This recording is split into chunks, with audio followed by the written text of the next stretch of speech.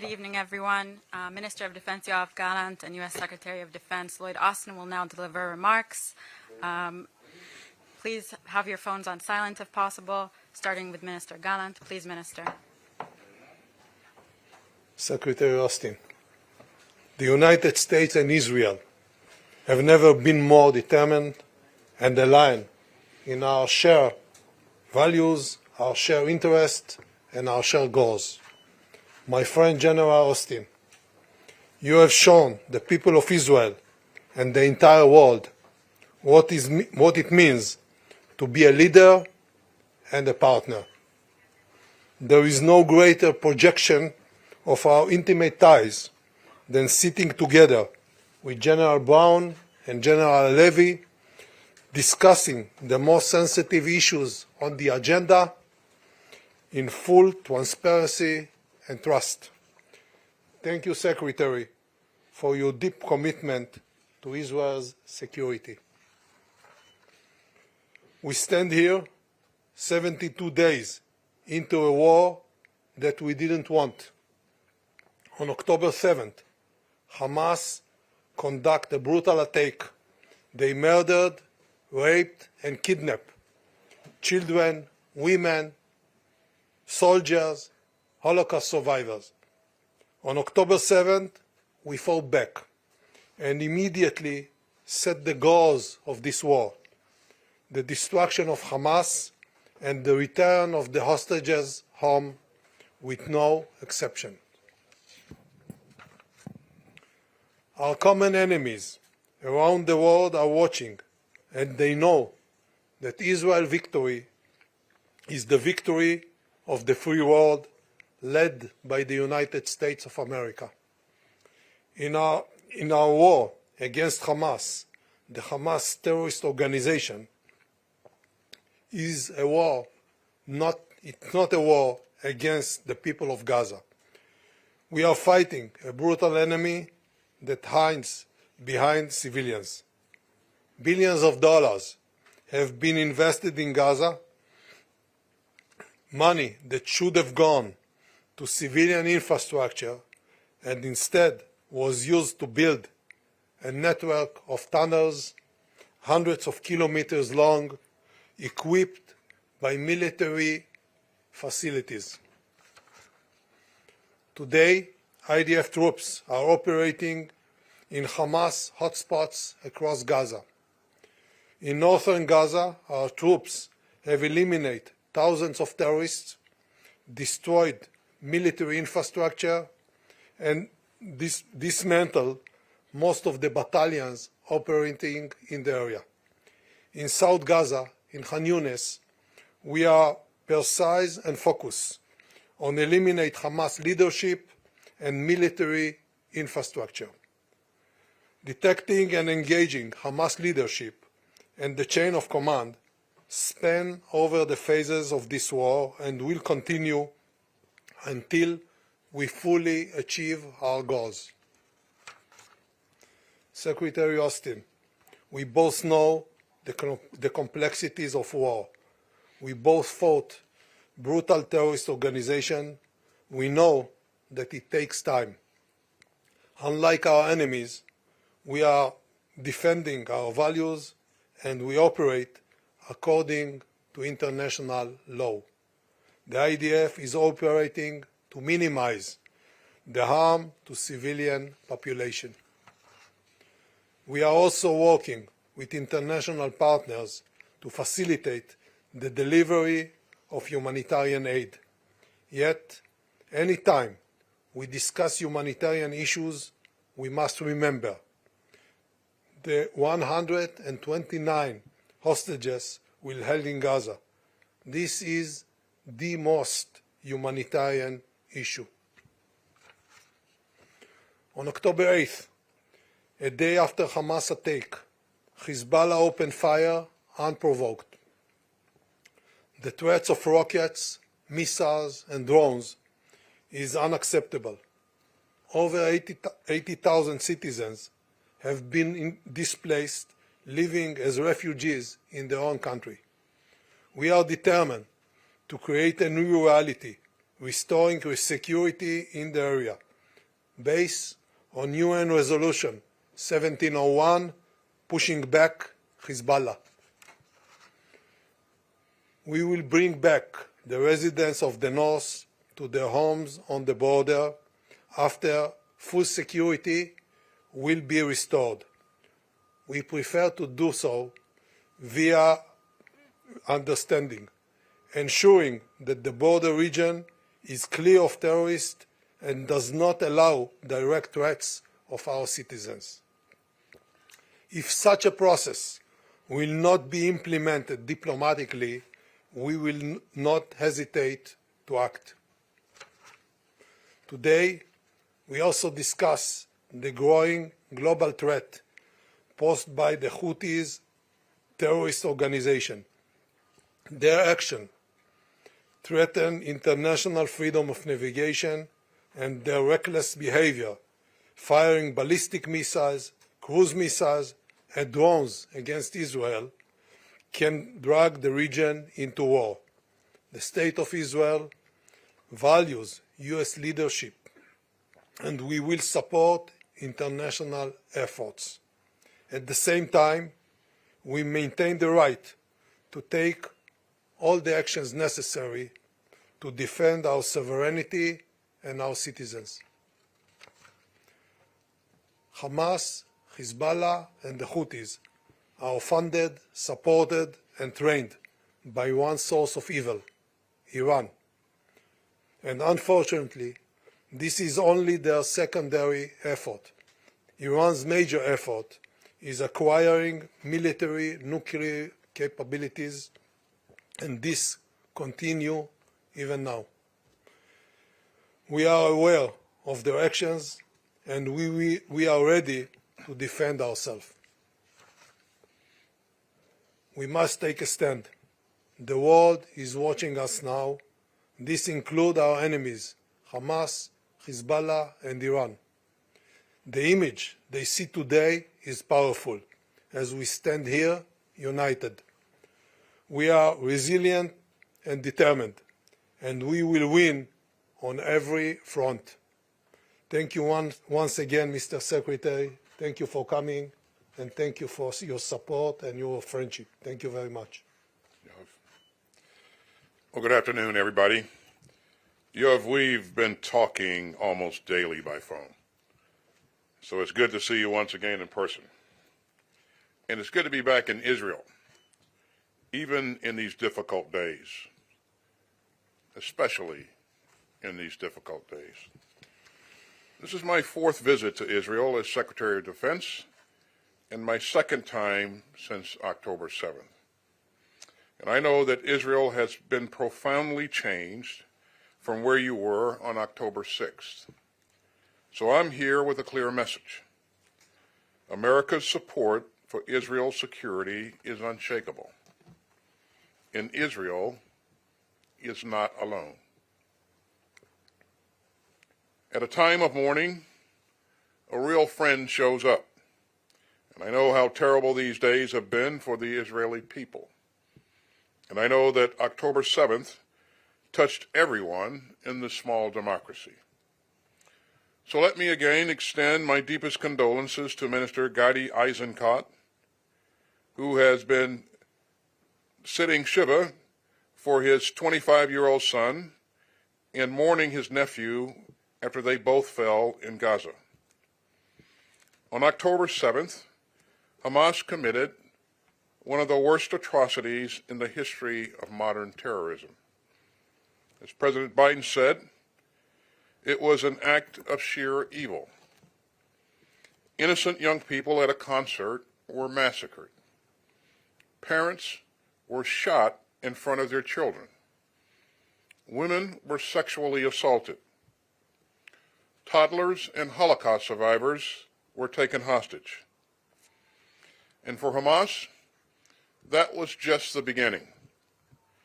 Hamas has clearly and loudly spelled out its vision of the future, and it is to repeat October 7th over and over and over again. No country should tolerate such a danger. and Israel has every right to defend itself against a fanatical terrorist group whose stated purpose is to murder Jews and eradicate the Jewish state. Hamas is still holding hostages, including American citizens. Hamas embeds itself and hides itself behind innocent Palestinian civilians. Hamas does not speak for the Palestinian people, and Hamas is determined to doom both Israelis and Palestinians to an unending cycle of suffering and strife. So make no mistake, Hamas should never again be able to project terror from Gaza into the sovereign state of Israel. And we will continue to work together for a safer, more secure future for Israel and a brighter future for the Palestinians. The United States will keep pushing relentlessly for the safe return of hostages in Gaza. And we will continue to help Israel in its efforts to bring them all home. Thanks to the personal leadership of President Biden, we helped to broker a deal that got out more than 100 hostages. But this remains a top priority for the United States from President Biden on down. And we will continue to do everything that we can to bring home every man, every woman, and every child seized by Hamas. Now, the United States has been clear and consistent since Hamas started this war on October 7th. Democracies are stronger and more secure when we uphold the law of war. And as I've said, protecting Palestinian civilians in Gaza is both a moral duty and a strategic imperative. So we will continue to stand up for Israel's bedrock right to defend itself. And we will also continue to urge the protection of civilians during conflict and to increase the flow of humanitarian aid into Gaza. That's important as Israel fights to dismantle the Hamas terrorist infrastructure in Gaza. And it will also be crucial for our work with our allies and partners after the fighting stops. Now, we're working to ensure that this conflict does not escalate beyond Gaza. But as we are driving to stabilize the region, Iran is raising tensions by continuing to support terrorist groups and militias. Attacks by these Iranian proxies threaten the region's citizens and risk a broader conflict. Of course, the United States does not seek war, and we urgently call on Iran to take steps to de-escalate. Now, in my meetings today, I also discussed the need to take urgent action to stabilize the West Bank. Attacks by extremist settlers against the Palestinians in the West Bank must stop. And those committing the violence must be held accountable. Now, we know that the past 72 days have been some of the most painful days in Israel's history. But it would compound this tragedy if all that was waiting for the Israeli people and your Palestinian neighbors at the end of this awful war was more insecurity, fury, and despair. As I've said, Israelis and Palestinians have both paid too bitter a price to just go back to October 6th. So I discussed pathways today toward a future for Gaza after Hamas, based upon the clear principles laid down last month by my friend, Secretary Blinken.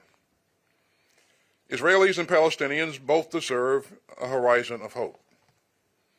So the United States continues to believe, as we have under administrations of both parties, that it is in the interest of both Israelis and Palestinians to move forward toward two states, living side by side in mutual security. Now, we know how hard that is, especially after October 7th. But ongoing instability and insecurity only play into the hands of Hamas. So we must think together about what lies beyond this terrible season of terror and war.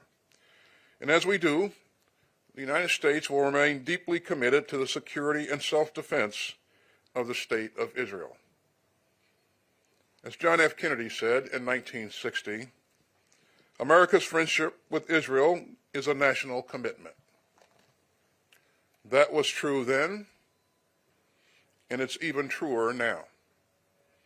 The United States will remain Israel's closest friend in the world. And as I've said repeatedly, our support for Israel's security remains unshakable, and it always will. Thank you very much, and we'll be happy to take your questions. All right, we'll start now with Karen Betzalel. Thank you. Secretary Austin, welcome to Israel. It's not a secret that there is a gap between Israel and the U.S., so have you set any sort of either timetable or deadline to the current phase of Israel ground war in Gaza? And have you heard any firm assessment from the IDF where the current phase stands? And if I may, with regard to the north, Israel says, and Minister Gallant has just repeated, that it will attack Lebanon if there won't be an acceptable solution that will include Hezbollah withdrawal north to the Litani River. Jake Sullivan was here last week, and he was quite confident that such a solution can be achieved. What is the U.S. position if Israel attack, and will you order the U.S. Army to strike and even destroy Hezbollah and Iranian target if required? And Minister Gallant, it took the IDF 70 days to reach the tunnel that was revealed yesterday. How long do you think it takes to totally dismantle the threat of the tunnel in Gaza? And if I may ask you, Secretary Austin was speaking about the day after. The American keeps asking Israel how it sees the day after. So what do you tell them? Who will rule Gaza? And will the IDF be in Gaza throughout the entire next year? Thank you very much. Which one of those 12 questions do you want me to ask? I have more. Regarding the timeline, this is Israel's operation, and I'm not here to dictate timelines or terms. Our support to Israel's right to defend itself is ironclad, as you've heard me say a number of times, and that's not going to change. It's critical, as I said earlier, that Hamas not be able to threaten Israel from Gaza or even threaten Gaza anymore. You know, that's an interest that we all share. It's a common interest with all of us.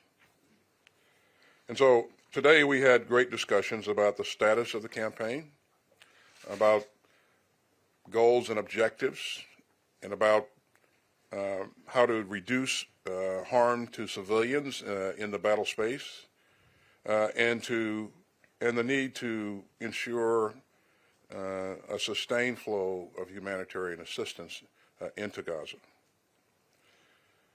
You know, we can offer some insight based upon our own experience in fighting terrorist groups, and certainly that enabled us to have great discussions.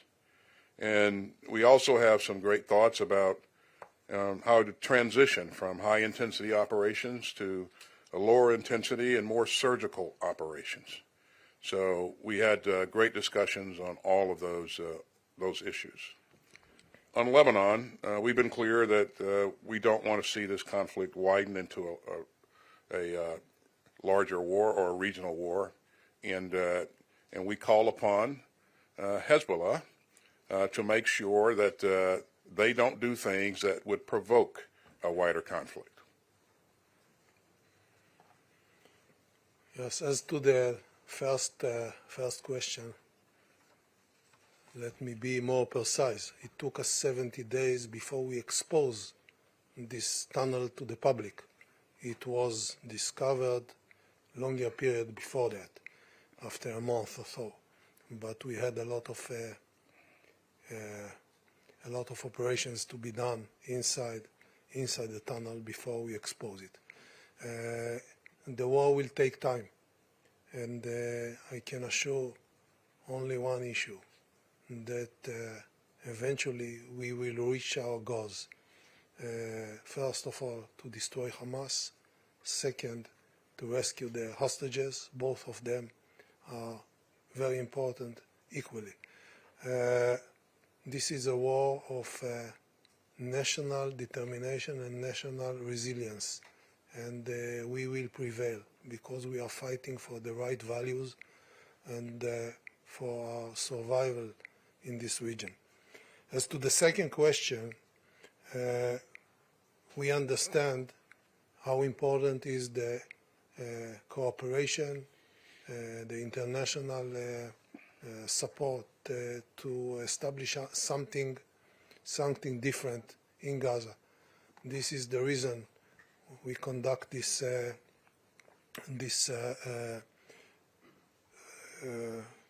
talks today together with Secretary Austin and General Brown and Mr. Satterfield and others regarding the issues that we have to conduct in Gaza.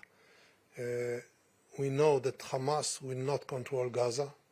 We know that we will have the freedom to eliminate any kind of threat in the future, and there will be no serious military threats against Israel from Gaza. Second, Israel will not control Gaza in any civilian way. We will conduct any needed operation and military effort in order to secure our future, and we are building the routes for non-hostile partners in the other side. Thank you, Tara Kopp. If we can also please stick to one question each, please. Thank you. Thank you. Minister Gallant, back to Lebanon. Are you currently planning for a ground operation in the north to, as you said, fully secure that area from Hezbollah? Secretary Austin, if that ground operation is launched, just to repeat my colleague's question, what role would U.S. forces have in such case? And then is it too dangerous right now, Minister Gallant, to open a second front in the north when you have troops committed in the south in Gaza? And my final one for Secretary Austin, another commercial vessel today was attacked in the Red Sea, and U.S. warships continue to intercept ballistic missiles and drones that are fired from Houthi-controlled Yemen. Why hasn't the U.S. struck back or conducted a counterstrike like it has against similar Iranian-backed militants in Iraq and Syria? I would like to reiterate what I said. I said that diplomacy is the preferred way. We are not looking for wars, but we have 70,000 Israeli refugees, and Hezbollah is shooting us every day since October 8, a day after Hamas launched the war against Israel. Therefore, in one hand, we are patient, and we are looking for a diplomacy solution that will make sure that Hezbollah is not threaten Israeli civilians on the northern communities directly. On the other hand, we are preparing ourselves to any situation that is needed, and if something like that happened, we will know what to do and we will prevail. We are not looking for anything similar to that, and we hope that Hezbollah will understand it. It's time to stop.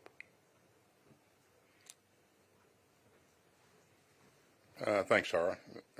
Regarding the Houthis, these attacks are reckless, dangerous, and they violate international law. And so we're taking action to build an international coalition to address this threat. And I would remind you that this is not just a U.S. issue. This is an international problem, and it deserves an international response. And that's why I'm convening a meeting tomorrow, a ministerial meeting with fellow ministers in the region and beyond to address this threat.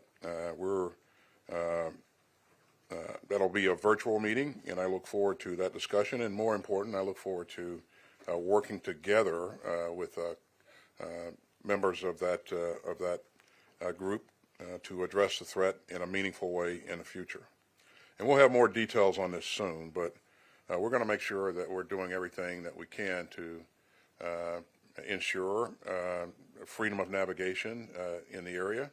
The straits are pretty important, as you know. A large amount of commerce flows through there. International commerce flows through there on a daily basis. Thanks. Yoav. Yoav from the Jerusalem Post. Good to see you again, Mr. Secretary. There's been a lot of discussion about getting Israel's intent to reduce civilian casualties to match up with the results. General Petraeus famously said that sometimes the U.S. needs to take hits on force protection to win over hearts and minds. Legitimacy, you're probably familiar that just recently about 10 Israeli soldiers died in one ambush, and a lot of people in Israel were saying if the Israeli Defense Forces had just bombed the area, they wouldn't have died. Is this the kind of thing, war doesn't have perfect solutions, that sometimes the United States may think that Israel may need to take more hits to force protection instead of being as aggressive with its air force and artillery? Minister Gallant, good to see you. The United States, in its most respectful way possible, is trying to push Israel on certain timelines, on certain things about the day after. Is it maybe time that yourself and the government need to tell Israel that even though we've had tremendous successes in the field, we may not actually control all of Gaza at the end of January. We may not get all of the hostages back at the end of January. Some of these things may continue in the 3 to 9 months afterwards, what they call Shlav Gimel, the third stage. So for the first part of the question, in terms of the nature of the strikes and the amount of collateral damage, I think, let me begin by saying the protection of our troops is important to all of us. Minister Gallant, me, all of us, and that is foremost. But what we see happening is a combination of two things. The first thing is the complexity of this battle space, three-dimensional battle space, very closed spaces, dense population of people, and so that makes it very, very difficult to conduct any military operation. Above and beyond that, we see that Hamas routinely uses civilians as shields. Beyond that, they place their headquarters and their logistical sites near protected sites, hospitals, mosques, churches, you name it. And so that adds to the complexity. And as you've heard Jake Sullivan say, it provides an additional burden for the forces that are prosecuting this fight. It requires a very professional force, and that force has to learn each step of the way. And we've seen that. And Minister Gallant and I had a great conversation today about some of the things that they've learned and some of the techniques that they're changing and as they conduct operations in the South. So all of us learn, and again, they were a very professional force going into this, but this is an incredible complex battle space, and taking lessons learned from the North, they've applied some of those lessons in the South, and again, I'm sure that'll continue to happen. Well, first of all, the discussions are transparent and frank, and on the personal level, I have a lot to learn from General Austin, so I'm learning also, and he always gives me good advices. Therefore, we share everything, and we consult. Second, on the battlefield, we have a very meaningful and successful achievement. We detect thousands of terrorists, including senior commanders, but not the leadership. eliminate Hamas leadership is an ongoing goal that will be achieved, hopefully soon, but it will be achieved. It's part of the goals of the war. And we will continue to operate in different levels of intensity according to the situation in the region. And I can tell you that soon we will be able to distinguish between different areas in Gaza. In every area where we achieve our mission, we will be able to transition gradually to the next phase and start working on bringing back local population. That means that it can be achieved maybe sooner in the north rather than in the south. So we are dealing with all the different components, and we will decide in the next future, early future. Like in Beit Hanun? No, I'm not defining any region, and this is an ongoing discussion. But I give you an idea about what we are discussing in the Israeli military establishment and together with the Americans. Moshe Gaines. Thank you. Moshe Gaines with NBC News. Minister Gallant, what are the benchmarks for moving to the next phase of this war? Does that mean that you have to take out top Hamas leadership to be able to move on? And what specifically is keeping Israel from moving to more precise and targeted operations against Hamas? And then Secretary Austin, based on your experience in Iraq and what you discussed today, what metrics should Israel be using to know that it's the right time to transition from major combat operations? And what are the risks, particularly to civilian protection? And lastly, would you say that Israel is on track for a strategic victory in Gaza? You want me to go first? Always. Okay. Well, Moshe, I will. I'll let Minister Gallant speak to the elements of their campaign and how they're going to conduct operations. But I would tell you that, we all know that any military operation, any large-scale military operation, will have phases to its campaign. And as you go from one phase to the next, your stance shifts a little bit, your activity shifts a little bit because you begin to focus on different things. And what those things are, they'll be defined by the Israelis. But as you transition from one phase to another, it doesn't mean that that doesn't signal an end to the operation. It sometimes means that you're being more precise, you're being more focused on a specific target set. You're doing different things during that campaign. For example, in one phase, you may have higher intensity fighting, both air and ground.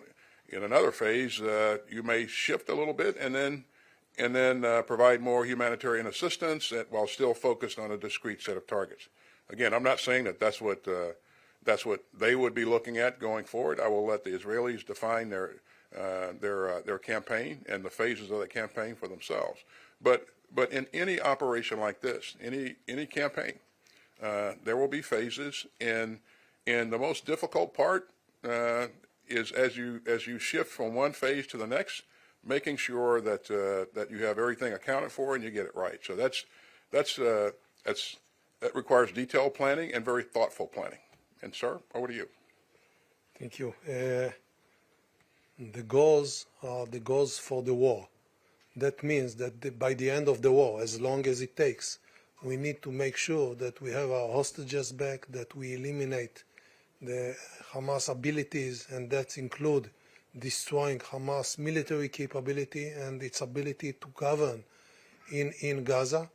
And it have certain parameters, including the amount of battalions that we need to dismantle, and the chain of command and the supreme military leadership and so forth and so on.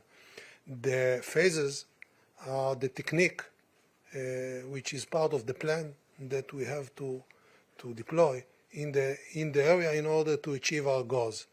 And as Secretary Austin said, this is only the way that we shape our plan in order to achieve the goals. And as it happened in the battlefield, the circumstances are changing. You change your efforts and you do something different in a different phase. And the intensity in the first phase is given, but in other phases we will concentrate on certain issues. For instance, the engaging and detecting the supreme leadership of Hamas and others. So all in all, there is no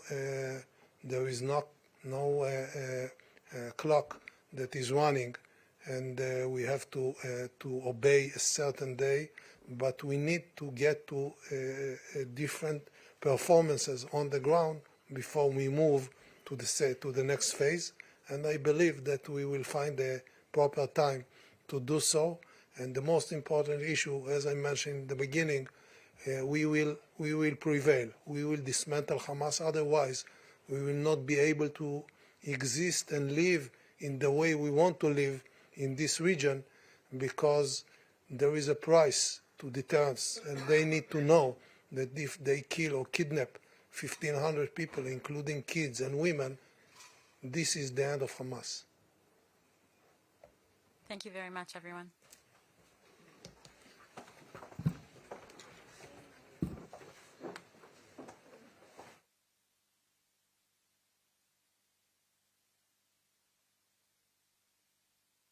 Very much. Thank you, Secretary. You help us a lot. Thank you.